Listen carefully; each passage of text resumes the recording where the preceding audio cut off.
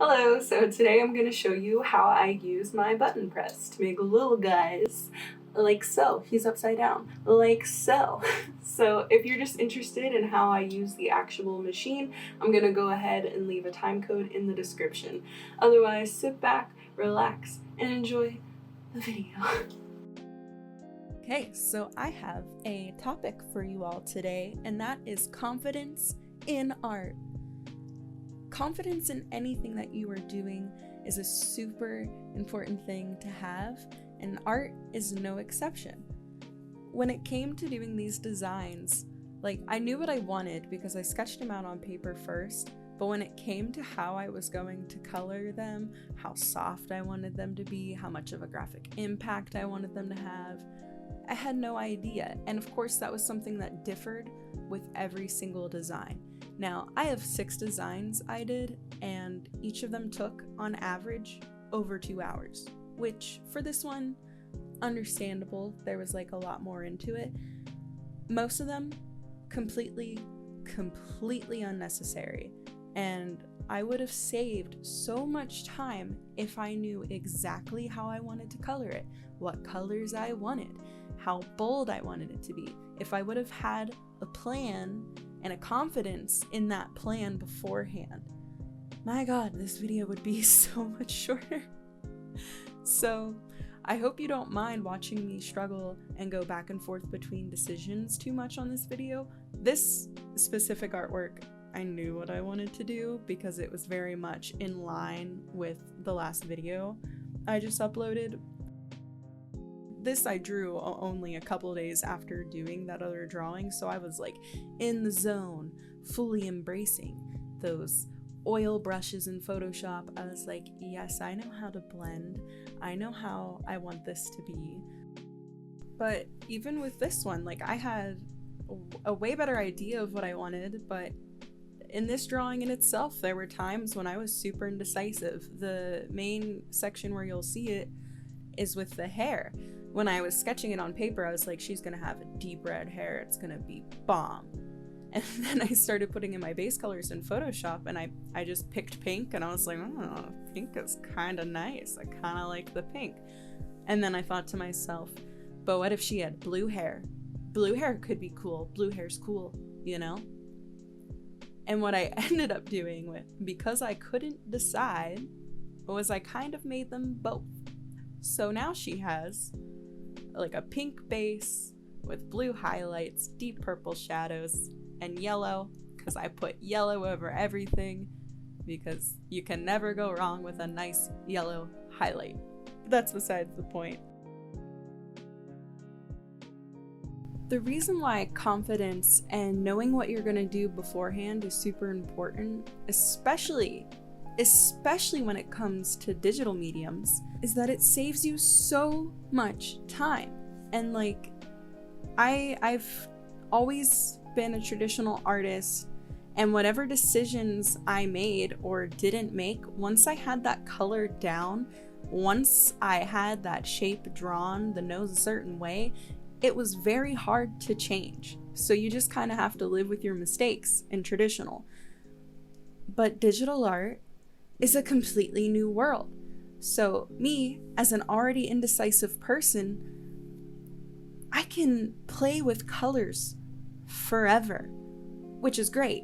I mean, it's great to be able to fix a mistake super easy. Don't get me wrong. Love it.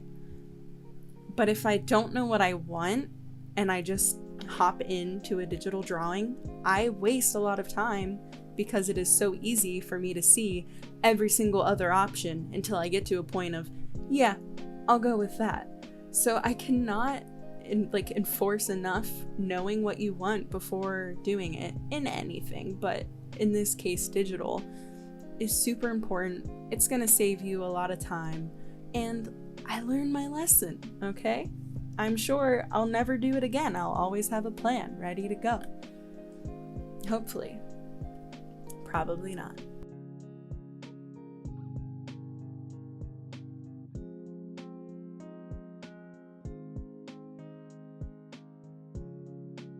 A tip for those of you following at home who are making your own buttons, when it comes to having your design within the document, That inner ring is everything that's going to be in the design. Everything outside of that is what's going to be cut off. I'm playing a dangerous game here the way that I had those words, and they ended up being cut off, so I had to go back later and fix it, which I'll show you at the very end of the video. Now back to your regularly scheduled program of Taylor's indecisive and it causes her lots of pain and anguish. This example, along with the crystal drawing, which is coming up, are probably the two that I spent the most time wasted because I didn't know what I wanted. Now, since I don't mess with digital stuff too often, I was stuck using that oil brush. It was a brush I found and I liked it, and I was like, wow, this is great. It's what I'm going to use for everything. And I used it on this, and I used it on the coloring and the outline and everything else, and it just wasn't what I wanted it to be. And so I switched the brush. Wow, imagine that. This is from the same set as the oils. Once again, the link will be in description for the brushes I'm using, but it's just called like an ink brush or something along those lines, and it gave me the visual quality I wanted. And then I was able to draw this much faster and was much happier.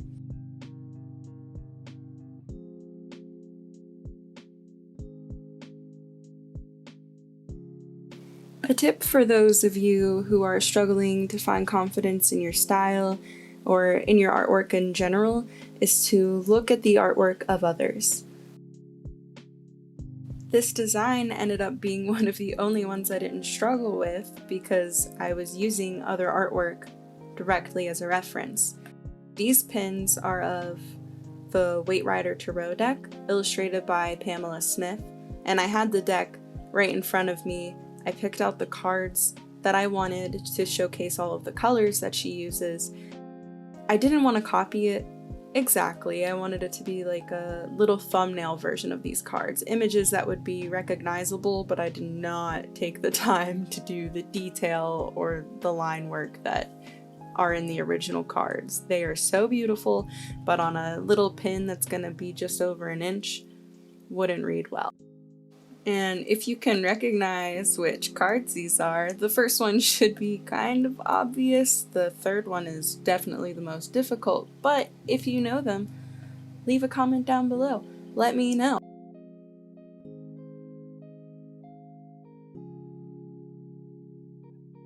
Studying another artist's work, in this case Pamela Smith with the tarot cards, it can give you the ability to do things different than you normally would, which in turn can improve your skills. So the way I approached this design was completely different from the other ones I had done beforehand. And luckily for me, after having a go at drawing these cards, I learned some things that I really want to do in the future. For example, I didn't start these with an outline. I started with the basic shapes and blocks of color. And to me, it was a lot more fun, and I liked the way that they turned out in the end, more than if everything was an outline and then perfectly colored in. So when you study other artists, you can learn different techniques that you can apply to different works in your own way.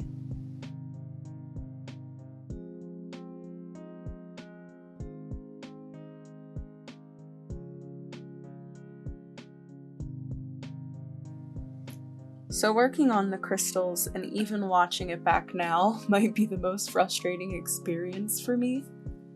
Unlike the other designs that I didn't know what I wanted and how I wanted it to feel and look and just kind of played around and wasted time, I knew exactly how I wanted these to be, but ignored myself and didn't use the right tools to get the look I wanted.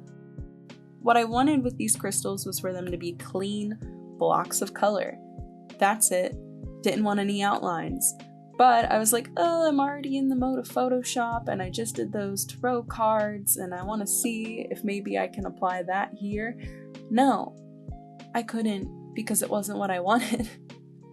And so everything that you're seeing right here is completely irrelevant because I didn't use this. I took this and put it right into Illustrator so that I could make my simple block boys that I wanted. And even then, it did take a long time And even then, I still finagled with colors, introduced more, took some away, changed them up, but I got what I wanted. And I would have saved time if I would have started in Illustrator instead of trying to play around in Photoshop and force it.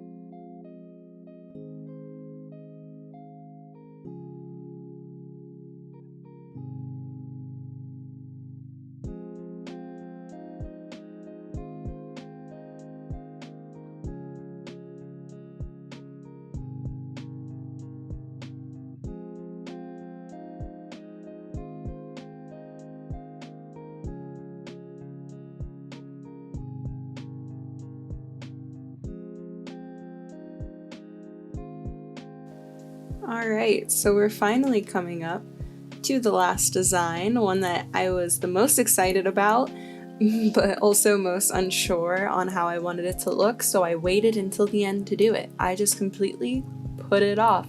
And you would think that putting it off would mean that I learned my lesson from all the other ones.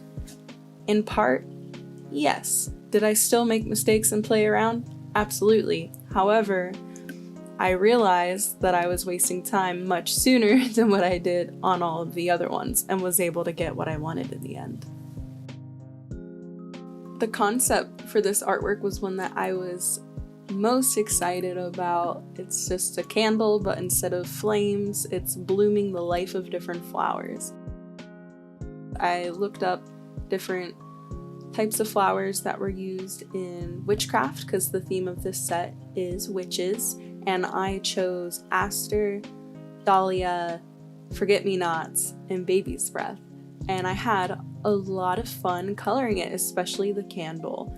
I'm not really one to draw a lot of flowers because they are so detail-oriented and a bunch of little parts, and I'm more of like a bigger picture, rough it out type of person.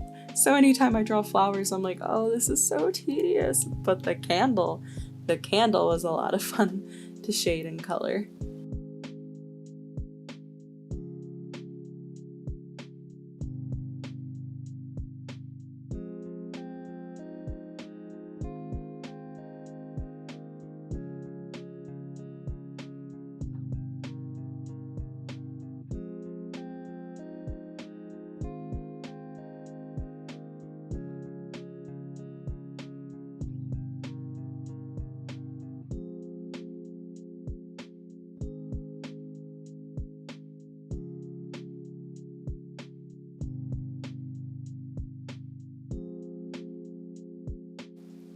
Alright, so whenever all of your designs are done, be sure that you save them as TIFF files because that's going to be the best thing for print, and you're going to want to bring them into a program that can have them all laid out at the correct size that they should be for pressing. I'm using InDesign, but you can use anything, whether it be MS Paint, Microsoft Word, or Google Docs. InDesign is just what I'm using here, and once they're all laid out in the way that you want to, you are good to go and print them.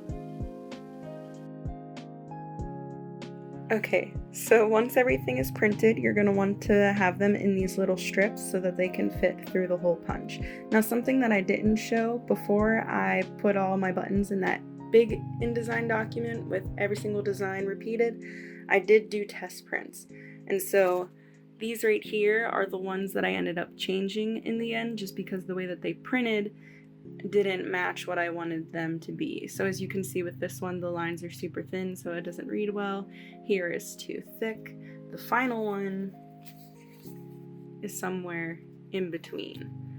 And then a big issue I had with this cat, it was an issue I saw in Photoshop, was that I put the word society outside of the inner ring, which is where it's going to start to bend around the edges. But I was like, I'm going to do it anyways. And so as you can see here, society is just right off the side. So I went ahead and shrunk everything down in this version. But without further ado, I'm just going to show you how I feed these through the hole punch. So punching out your buttons is a super simple process. This one came with my machine. Now it helps if the blades are sharpened. I need to actually sharpen this, so I don't know if this is going to come out right. But it's also harder with one hand because I don't have a tripod. A trick that I learned is to easier line it up, slowly begin to press it down so that the paper moves less. Okay, so that looks good. And we're gonna go ahead and press it down. Okay. And just like that, you have your little button punched out. Okay, so once we have all of our images cut out, it is time for the fun part, to use the machine. Now, this model is a couple years old, so I don't know if they'll have the same exact one available, but if you're interested in where I got mine, I still have the little card, and I'll also leave a link for it in the description below. Okay, so there's only 3 main parts: discs, pin backs, and then these clear little films. And these come in like massive bags, at least from this company. So I like to separate them out in their own little sandwich baggies because it makes working with them a lot easier. So in the left tray, we're gonna take one of our discs and we're gonna put it face down so that it's smooth on top. Then you take your image and put that there, make sure that it's lined up straight. Then you take one of these. They like to stick together, they're super thin, so make sure you're only getting one, but also make sure that you remember to put one on in the first place, because I have pressed my fair share of buttons without putting this disc on and it just wasted all my parts. Now we're going to take our pin back, and this is something that I usually forget if I haven't made buttons in a while, but this part goes face down. And you want to make sure that this clip here is facing to the left. So I'm going to go ahead and put that in there. So it should look something like that. And with the little clip part, that direction. So now that everything is lined up, we're going to go ahead, rotate it, and all you do is crank it down. And it shakes your whole house. So be sure that you're on a sturdy, reliable surface.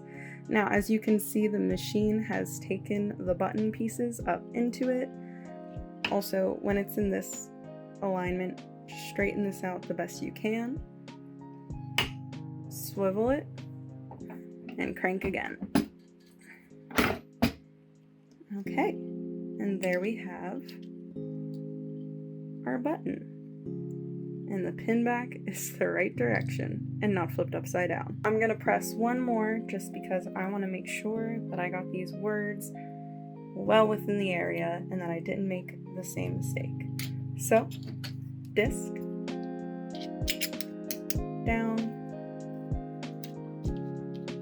put on your image, take one clear film, this piece like that, line it up, and here we go again.